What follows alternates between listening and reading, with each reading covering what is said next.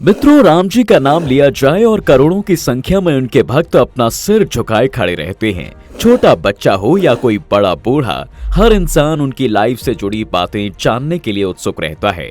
और अब कई सालों के इंतजार के बाद 22 जनवरी 2024 को वो दिन आने वाला है जब अयोध्या के राम मंदिर का इनॉग्रेशन होगा।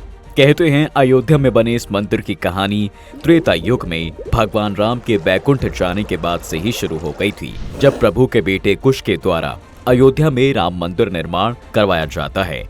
वहीं आज अयोध्या में रामलला की प्राण प्रतिष्ठा को लेकर मित्रों तैयारियां बड़े ही जोरों शोरों से हो रही हैं, जिसमें सभी देश विदेश के दिग्गज नेताओं के साथ फिल्म इंडस्ट्री के सेलिब्रिटीज भी शामिल होंगे। लेकिन क्या आपको इसकी हिस्ट्री का पता है? अगर नहीं तो आज हम आपको इस वीडियो में पूरी डिटेल के साथ बताते हैं। अब राम मंदिर के मित्रों बात हो ही रही है तो आपको बता दें कि अयोध्या के राम मंदिर के दर्शन करने के लिए आपको भले ही कुछ समय का इंतजार करना पड़ रहा हो, लेकिन आर्टेरियम के 3D राम मंदिर मॉडल को आप कभी भी अपने घर ला सकते हैं। ये मंदिर आपके घर में न सिर्फ अयोध्या की पवित्रता महसूस कराएगा, बल्कि आपके घर को सुख शांति से भी भर देगा। आर्टेरियम इसे हर सनातनी के घर तक पहुंचाना चाहता है ताकि श्री राम की कृपा सब पर बनी रहे। तो बिना देर किए www.thearterium.com पर जाएं और राम मंदिर को अपने घर पर ले आएं। अगर आप हमारा कूपन कोड यानी Divine10 यूज करेंगे तो आपको 10% का डिस्काउंट भी मिलेगा। चलिए अब अपनी कहानी पर वापस आते हैं दोस्तों। दरअसल भगवान राम के बैकुंठ जाने के बाद उनकी 44 पीढ़ियों ने अयोध्या पर राज किया। जब प्रभु राम के बेटे कुश अयोध्या के राजा बने थे तो उन्होंने राम जी की जन्मस्थली पर एक भव्य मंदिर के साथ बहुत से छोटे छोटे मंदिर बनवाए। गुजरते समय के साथ इन मंदिरों की हालत खराब होती चली गई, जिन्हें बाद में 57 ईस्वी पूर्व के आसपास उज्जैन के राजा विक्रमादित्य ने रेनोवेट करवाया था। लेकिन फिर अप्रैल 1526 में मुगल शासक बाबर के भारत आने के बाद उनके शासन की शुरुआत हो गई। 1528 से 29 में बाबर अयोध्या आया तो उसने अपने सेनापति मीर को बचे हुए मंदिर को तोड़कर मस्जिद बनवाने का आदेश दिया। अपने बादशाह बाबर की बात मानकर मीर बाकी मंदिरों को तोड़कर मस्जिद बनवाना शुरू कर देता है और उन बने मंदिरों में हिंदुओं के जाने पर रोक लगा दी गई। और फिर लगभग 190 साल बाद 1717 ई में राजस्थान के आमेर के राजा जयसिंह द्वितीय मस्जिद के बाहर जमीन खरीदकर आंगन में एक चबूतरा बनवाते हैं, जहां पर रामलला की मूर्ति को स्थापित किया गया था। लेकिन मंदिर को तोड़कर मस्जिद बन जाने के बाद से तो वहां मुस्लिम समुदाय के लोग नमाज अदा करते थे, जबकि बाहर चबूतरे पर हिंदू भगवान राम की पूजा करते थे। ऐसा सिलसिला मित्रों कई सालों तक चलता रहा। फिर 1853 में भारत के 14 सांप्रदायिक अखाड़ों में से एक निर्मोही अखाड़ा ने यह दावा कर दिया कि इस मस्जिद की जगह पर राम मंदिर हुआ करता था, जिसे मुगल शासक बाबर के समय तोड़कर मस्जिद बनवा दिया गया। इसलिए अब हम यहाँ पर दोबारा से राम मंदिर बनवाएंगे। ये सब होने के बाद मुसलमानों की तरफ से इसका विरोध किया गया था और फिर यहीं से हिंदू और मुसलमानों के बीच में लड़ाई दंगों की शुरुआत हो गई थी। इन लड़ाई झगड़ों को रोकने के लिए 1859 में ब्रिटिश गवर्नमेंट ने चबूतरा और मस्जिद के बीच में एक फेंसिंग करवा दी थी, जिससे ये मामला कुछ सालों के लिए तो ठंडा पड़ गया था। लेकिन साल 1885 में निर्मोही अखाड़ा के महंत रघुबर दास फैजाबाद डिस्ट्रिक्ट कोर्ट में राम चबूतरे पर छतरी बनाने की अपील करते हैं, लेकिन कोर्ट उनकी अपील को खारिज कर देती है। अपील के खारिज होने से हिंदू कम्युनिटी में विद्रोह के हालात पैदा हो गए थे और जगह जगह दंगे शुरू हो गए थे। हिंसा इतनी बढ़ गई थी मित्रों कि मस्जिद और राम चबूतरे के बीच बनी फेंसिंग के साथ मस्जिद की दीवार को तोड़ दिया गया था। ब्रिटिश गवर्नमेंट ने उस दीवार को फिर से बनवाया और साथ में एक रूल भी बनाया, जिसके अंदर लिखा गया था कि मस्जिद को बस जुम्मे की नमाज के लिए ही खोला जाएगा। और फिर भारत देश के आजाद होने तक ऐसा ही चलता रहा था। लेकिन आजादी के 2 साल बाद यानी 23 दिसंबर 1949 को कुछ लोग रात में मंदिर से रामलला की मूर्ति को उठाते हैं और मस्जिद के गुंबद पर रख देते हैं और सुबह बोल दिया कि ये मूर्ति अपने आप यहाँ पर प्रकट हुई है। इतना ही नहीं मित्रों, सुबह होते ही हिंदू समुदाय मस्जिद के अंदर जाकर घंटियां और शंखों की आवाज के साथ पूजा शुरू कर देते हैं, जिसकी आवाज सुनकर भारी मात्रा में भीड़ इकट्ठा हो जाती है। अब एक तरफ हिंदुओं की भीड़ पूजा करने के लिए तो दूसरी तरफ मुसलमानों की भीड़ इसका विरोध करने के लिए एकजुट हो जाती है और एक बार फिर से दंगे के हालात बन गए थे। भीड़ इतनी ज्यादा थी कि उनका पुलिस भी कुछ नहीं कर सकती थी। तो वहां के डीएम के नायर ने इस बात की जानकारी पीएमओ को दी और जब ये मामला दिल्ली पहुंचता है तो उस समय भारत के प्रधानमंत्री जवाहरलाल नेहरू थे। जानकारी मिलते ही नेहरू जी पीएमओ से के नायर को एक आदेश पारित करके कहते हैं, ऐसे जबरदस्ती करके किसी चीज को हथियाना सही नहीं है और तो और मूर्ति को तुरंत मस्जिद से निकालकर बाहर किया जाना चाहिए। जिसके जवाब में डीएम के नायर पीएमओ को एक लेटर लिखकर कहते हैं कि यहाँ की सिचुएशन को देखते हुए मूर्ति को किसी भी हालत में बाहर नहीं निकाला जा सकता, क्योंकि यहाँ के पुजारियों का मानना है कि बिना पूजा हवन किए मूर्ति को बाहर निकालना महापाप होता है।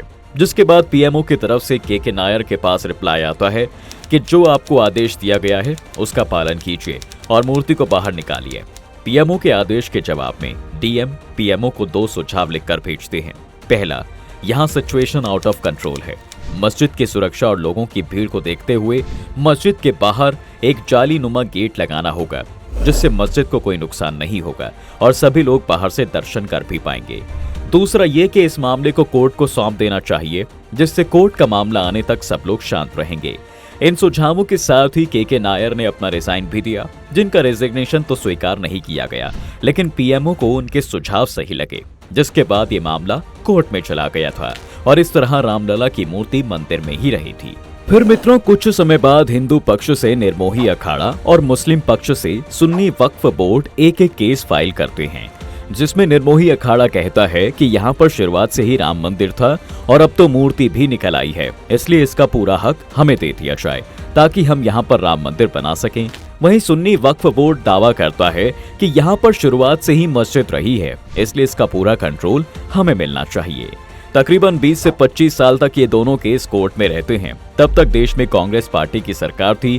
फिर 1980 में जनसंघ से अलग होकर भारतीय जनता पार्टी का गठन होता है। ऐसा बताया जाता है कि बीजेपी के गठन के बाद विश्व हिंदू परिषद, शिवसेना, बजरंग दल और आरएसएस जैसे सभी हिंदू दल एक्टिव हो गए और 1984 में वीएचपी द्वारा एक धर्म संसद का आह्वान किया जाता है, जिसमें बीजेपी के बड़े बड़े नेता लाल कृष्ण आडवाणी, मुरली मनोहर जोशी, कल्याण सिंह भी शामिल होते हैं।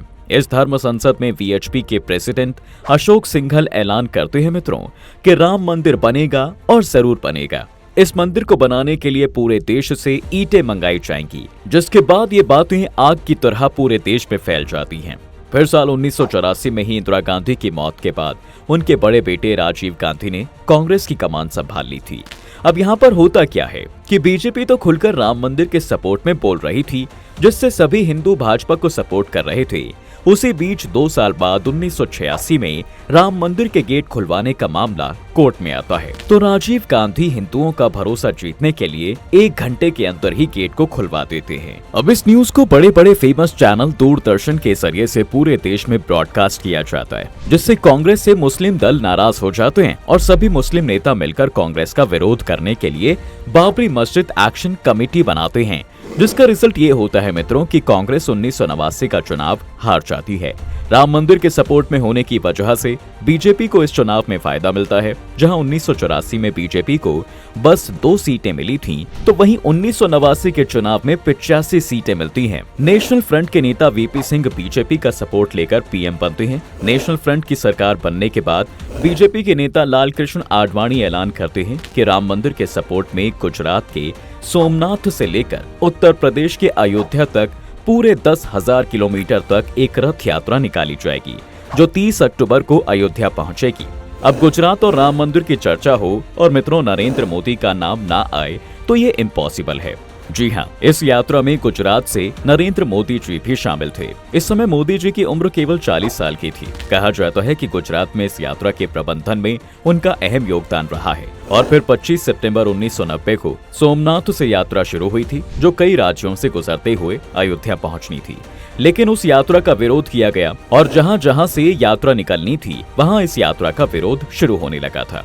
कई राज्यों में विरोध के बाद जब 23 अक्टूबर 1990 को ये यात्रा बिहार के समस्तीपुर जिले में पहुंचती है, तो वहां के सीएम और नेशनल फ्रंट पार्टी के सपोर्टर लालू प्रसाद यादव समस्तीपुर के डीआईजी को आदेश देते हैं कि इस यात्रा को रोक दिया जाए और लाल कृष्ण आडवाणी को अरेस्ट किया जाए। सीएम के आदेश के बाद डीआईजी ने बीजेपी के कुछ नेताओं के साथ आडवाणी को गिरफ्तार कर लिया था और 12 दिन तक उन्हें सिंचाई विभाग के पोस्ट ऑफिस में रखा गया था। दरअसल यात्रा शुरू होने से पहले लाल कृष्ण आडवाणी ने ये कहा था मित्रों कि देखता हूँ किसने माई का दूध पिया है, जो मेरी रथ यात्रा रोकेगा। बस यही वजह थी कि लालू यादव ने आडवाणी को गिरफ्तार करवाया और कहा कि मैंने माँ और भैंस दोनों का दूध पिया है। अब इस गिरफ्तारी का रिजल्ट ये होता है कि जैसे ही ये खबर दिल्ली पहुंचती है तो भाजपा वीपी सिंह गवर्नमेंट ने अपना समर्थन वापस ले लिया था, जिस वजह से वीपी सिंह की सरकार गिर गई थी।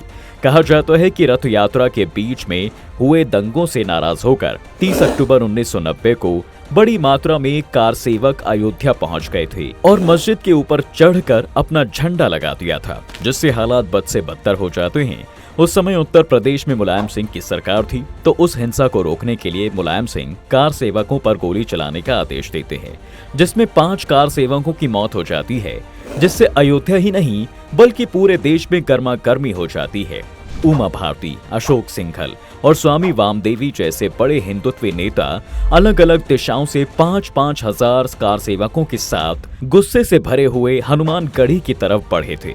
गुस्साई हुई भीड़ को देखकर पुलिस फायरिंग शुरू कर देती है, जिसमें बहुत से कार सेवक फिर से मारे जाते हैं और फिर इनकी लाशों को रखकर विरोध प्रदर्शन किया जाता है। इसी का रिजल्ट ये था मित्रों कि 1991 के चुनाव में मुलायम सिंह को हार का सामना करना पड़ा था और उत्तर प्रदेश में भाजपा सरकार के सीएम कल्याण सिंह बने थे।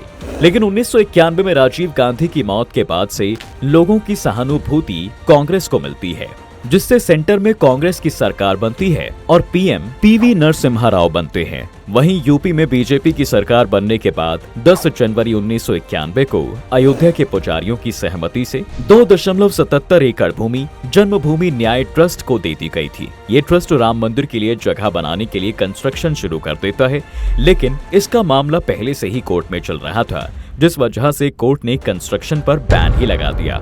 बैन लगने के बाद भी मंदिर बनाने के लिए 1992 में फिर से कार सेवकों का आह्वान किया गया था। उस समय यूपी में तो भाजपा सरकार थी, लेकिन केंद्र में कांग्रेस की सरकार थी। सेंट्रल और स्टेट गवर्नमेंट को ये जरूर डर था कि फिर से पहले जैसे हालात न बन जाएं।